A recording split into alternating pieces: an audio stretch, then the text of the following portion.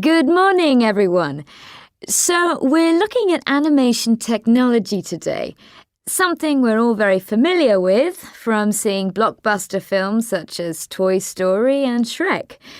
But I'd like to start by looking at how animation began and how the technical side of things developed. Not long after the invention of the first camera by Thomas Edison in 1889, a photographer by the name of J. Stuart Blackton developed the first technique for animated film. It consisted of a series of drawings, and he drew a number of funny faces and then filmed one after the other. This gave the impression of motion and changing facial expression. But it was a very slow process and a long way from being anything like a film. Then, a Frenchman, Émile Cohl, moved things on a bit by using scenes and figures cut out of paper instead. This meant things could be done more quickly. It was possible to build up a small scene, though a very large number of cutouts were required to do this. And of course, it was all still taking place during the era of silent film. Eventually, Walt Disney came along. He wanted his film characters to look more real, and so he found ways to do this. It took weeks to produce a single film sequence, but in 1928, the first talking animated film came out that had been made using hand-painted slides, known as cells.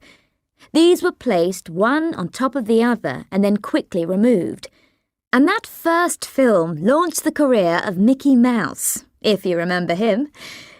Disney then went on to produce the first full-length colour animated film in 1937, Snow White and the Seven Dwarfs, which earned him the first of his 37 Oscars.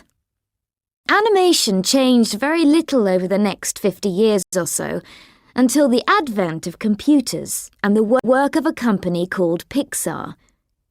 Pixar Animation Studios was a graphics group until Steve Jobs invested $10 million in the company. Now it has become a Hollywood icon, with earnings of over $6.3 billion and numerous film awards. In fact, Pixar's films act rather like a timeline of technological developments in computer graphics. So, let's have a look at some of them. Pixar's debut feature film was Toy Story, and this was the first film to be completely animated by computers. When it was released in 1995, many features of the film were seen as outstanding. It is still considered to be one of the most significant achievements in the history of film animation.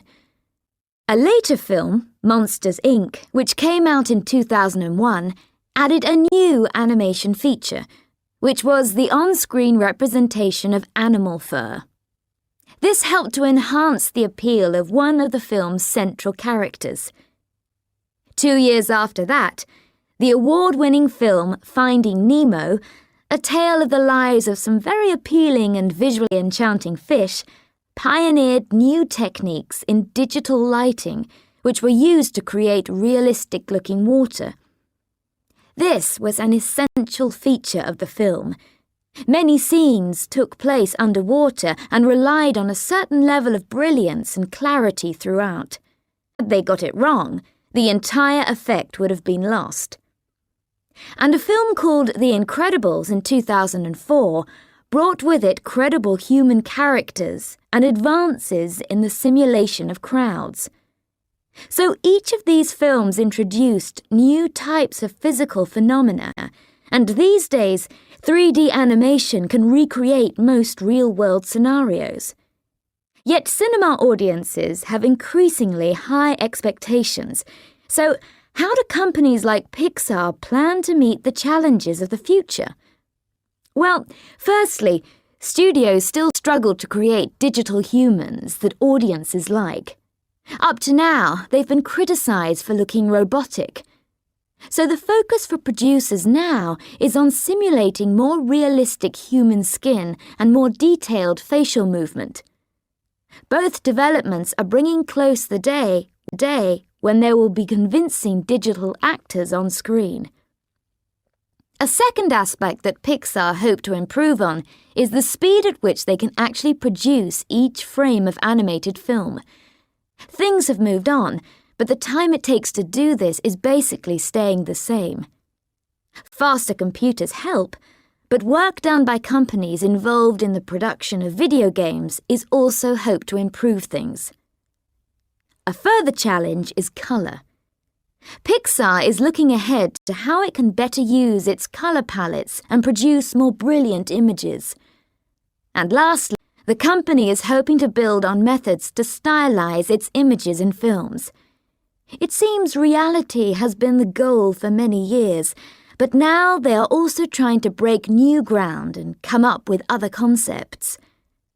The result could be a new breed of animated films that don't look real like anything that has gone before. Now, let's take a closer look at the